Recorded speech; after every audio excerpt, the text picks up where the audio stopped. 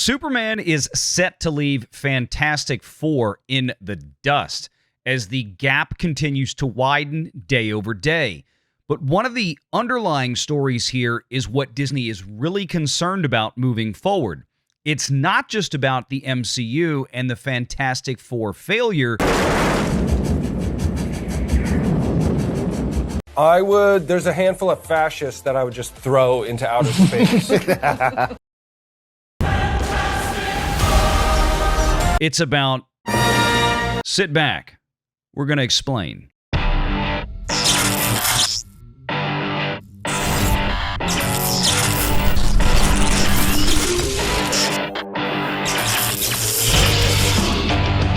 Renegade Online.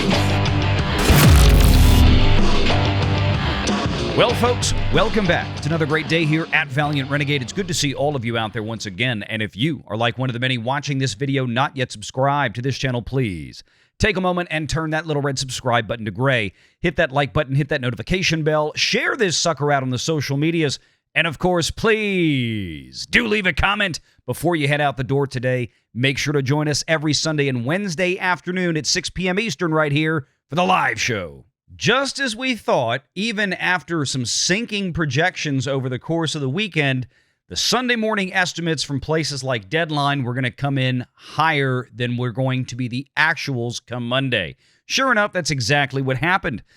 Fantastic Four First Steps lands at $117 million, opening reps record for the franchise. That's the F4 franchise, which is, quite frankly, something that's not much to shake a stick at. From the article, bittersweet final results here for Marvel Studios, Disney's The Fantastic Four First Steps.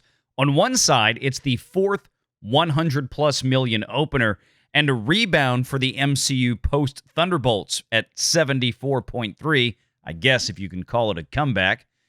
At Captain America Brave New World's $88.8 million starts, but Marvel's first family is even softer with $117.6 after a $27 million Sunday, down 19% from Saturday. Now, what did I tell you on the Sunday live show? I said that estimate for their Sunday was probably going to come in worse than what they thought it was because this Saturday came in sharply lower than what they anticipated after Friday, which frankly was down from the Thursday previews when you compared it to Superman. I'll explain in a minute. To make matters worse, Deadline throws this nugget in. Again, fewer families when compared to Superman. Fewer families means fewer parents and kids going to see Fantastic Four. This is a movie not only that is front-loaded, but appears to be front-loaded with Disney adults. Once again, this is a non-generational event at the box office with the Marvel stands showing up early. And then, of course, just as we thought would play out, the box office is going to collapse more rapidly after the first weekend. Don't forget, that also means likely lesser merchandise sales attached to Fantastic Four versus Superman. Remember, we've been talking about how the fact that Superman was very big with kids under 12, younger generations. That means more merch, more Halloween costumes coming up the next couple of months.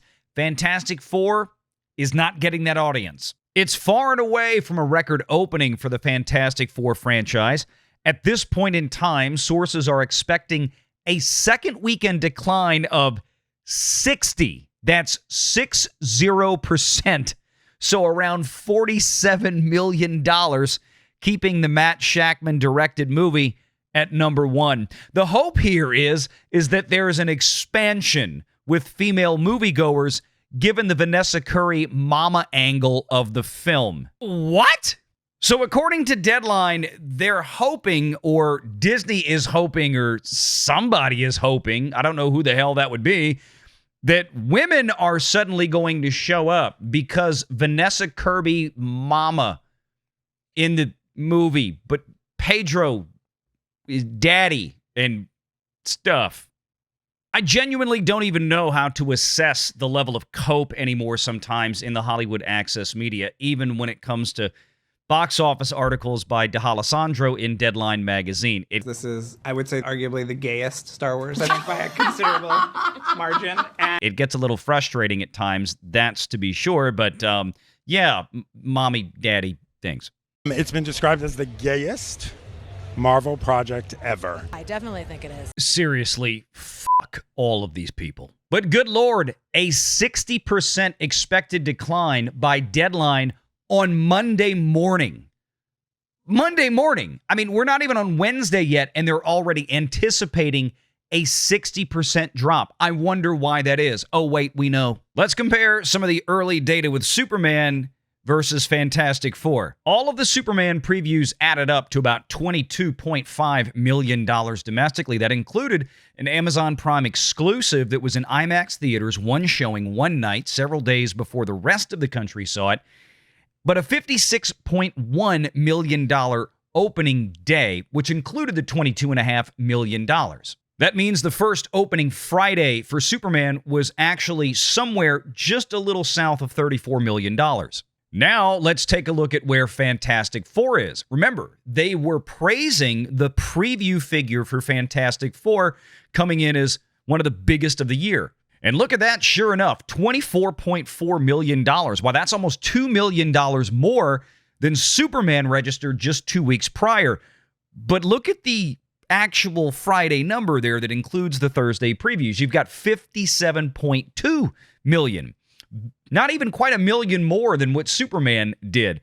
But if you back out the $24.4 million, we've already got a problem. That means that the actual real Friday numbers without the previews was almost $1 million less than what Superman did. So on the very first day, it was already running behind, even with previews exceeding what Superman did 2 weeks before. That right there was probably a very early indicator that, we've got some real front-loading problems, but it got worse, of course. A $33.3 million Saturday for Fantastic Four, followed by a $27 million Sunday. That compared to a $37.6 million Saturday, nearly $4 million more, and a $31.3 million Sunday. This accounted for the roughly $8 million worth of difference in domestic opening between Fantastic Four and Superman. The slide over the weekend that F4 faced because it was so front-loaded. But look at how bad things have gotten since. $10.4 million on a Monday for Fantastic Four, drop of 61% from Sunday, and a $14 million discount Tuesday. Superman, on its first Monday, July 14th, came in at $12.9 million, $2.5 to $3 million more roughly than did Fantastic Four, and $17 million, $3.5+ million more than what Fantastic Four did. You see the issue here? By the end of day 5, Superman was riding at $155 million. Fantastic Four is at $142, and that gap is continuing to widen day over day. Remember, when it came to previews, Fantastic Four First Steps had a $2 million lead over Superman. It is now gone roughly $14+ million in the other direction, the wrong way for Fantastic Four.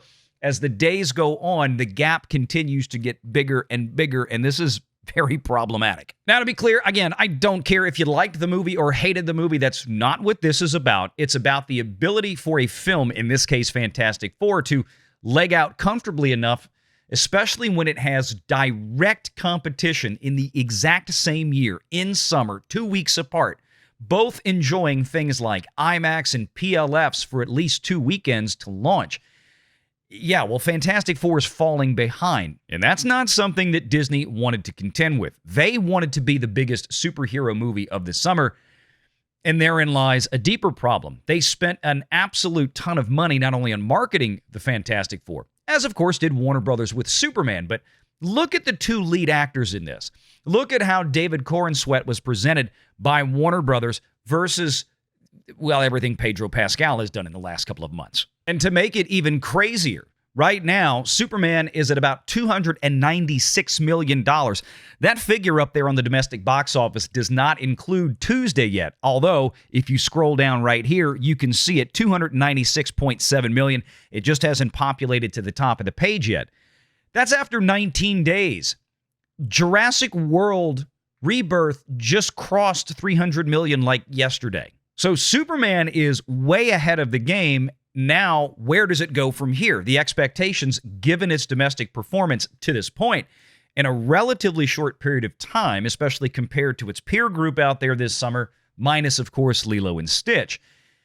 Well, this movie is probably going to finish up somewhere between $375 and maybe even $400 million.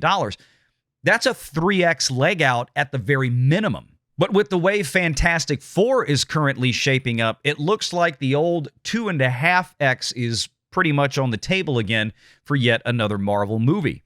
And with a $117 million opening, that means that the final results at a 2.5x domestically for Fantastic Four is probably going to put it maybe almost $100 million behind Superman when both of these movies conclude their runs. Ouch. Of course, it's still very early in the game, and we have the second weekend yet to get to. But if we are to believe what Deadline's predictions are based on their information, seeing a 60% drop for Fantastic Four, and it might even be steeper, well, that 2.5x is probably going to come true. And even while the movie's in the theaters, and you have got to invigorate your audiences out there to go back to see it again, or even just get any of the normies to really show up to check it out in significant numbers because you desperately need them right now, well, you go out on Good Morning America and you do this. There's a handful of fascists that I would just throw into outer space. That's what I would do. Screaming the siren call of the left of, I want to punch a Nazi, or I want to punch a fascist. Disney and Pedro Pascal have caused enough problems on their own over the years. We don't need to add to it, this time from the guy that plays the Thing. By the way, don't you love how all the men in this cast sit like proper ladies? Fantastic Four is looking like it's probably going to wind up somewhere around the mid-$500 million range by the end of its run, whereas Superman should easily be clearing $600 million, I'd say, in the next week to 10 days. And yes, I think there's going to be some competition, even from things like the Naked Gun remake, and in a couple of weeks after that, you're going to have Nobody 2, which is probably going to surprise at the box office. I'm not saying it's going to open with $100 and something million, but it's going to do enough to drag a lot of the audiences that things like Fantastic Four really need at this point to go see something else. So they really had opening weekend this week, next weekend, and the first 3 or 4 days of the following week, basically up until a week from today, to get this done by and large. Because the audiences don't look like they're showing up that much right now, and that gap is widening behind Superman. And these were the two movies to compare this summer for sure. I think it seems at this point fair to say that Superman has won the box office battle of superhero films, possibly for the entire year. Not that that's a huge win all alone. I mean, even coming in with $650 to $700 million as a final box office haul is decent, and likely Warner Brothers was able to cover most, if not perhaps all of its costs if it gets up to $700 million. They also probably still have some good merchandising sales. The kids seem to be interested in this, and the kids also at the same time seem far less interested in Fantastic Four. But that brings us to another really big problem that a lot of people are missing that I've touched on before. This movie right here, Fantastic Four First Steps, was a referendum not only on Pedro Pascal, but on the power, or what's left of it, of the Walt Disney Company marketing and PR machine. It didn't work. Not that well. I mean, they tried to prop up Pedro Pascal as the internet's daddy, Marvel's daddy, the Fantastic Four's daddy, your daddy, my daddy, your sister's daddy, everybody's daddy. Nobody bought it. And the real problem is not only what's happened with Fantastic Four, it's also proven that even Hollywood PR spin machines can't just manufacture celebrity out of thin air, no matter how hard they try. Remember the other Pedro movie that came out in the last month? No, I bet you don't, because nobody saw it. Even though it was distributed by a small distributor like A24, Eddington was supposed to be a bit of a litmus test to see if it could overperform at least a little bit because of the star power of Pedro. It didn't. It absolutely tanked. Nobody is following Pedro Pascal around the way that Disney's bots would want to have you believe. Welcome to Star Wars. And the next problem for Disney, The Mandalorian and Grogu, starring right there Pedro Pascal.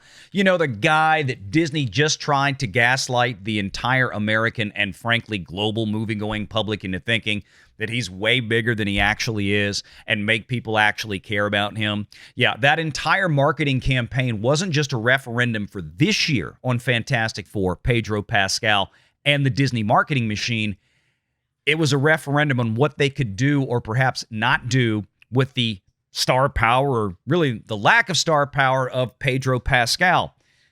This is the problem. It's not just about Marvel. Star Wars now has a problem because after 4 years of hiatus, basically, when it comes to anything that was exciting with Star Wars and got the normies engaged, the last thing of which was December of 2020.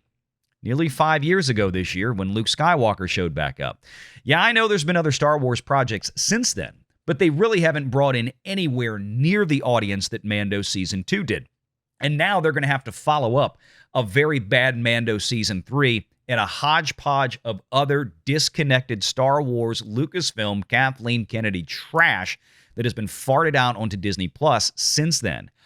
Good luck, guys, because if you were counting on the star power of Pedro Pascal to really boom your movie next summer, allegedly, when it's supposed to come out, you're probably not going to enjoy that summer next year with Star Wars. One final thought I'd ask you to consider, and give me your opinions in the comments below. Would you rather be the Walt Disney Company, Kevin Feige, and Pedro Pascal right now with Marvel, or would you rather be David Zaslav, James Gunn, and David Corenswet over there at DC? I know which one I would pick from a financial standpoint. It's not just about the money that Disney and Warner Brothers spent to market the films, it's who they're propping up as stars. Think about all the extra money and effort Disney has put into trying to turn Pedro Pascal into something that the American public clearly has rejected, a major star. Pedro Pascal reportedly was paid somewhere close to $10 million for playing Reed Richards in Fantastic Four. Meanwhile, David Corenswet reportedly got paid less than $1 million, about $800,000 or so, to become Superman. Which one of these two companies do you think got a better return on their investment, especially if you consider the fact that Superman's probably going to wind up with an extra $100 million in retail sales in its pocket when this whole thing is done? Make sure you're subscribed to Valiant Renegade and join us every Sunday at 6 p.m. Eastern for the live show.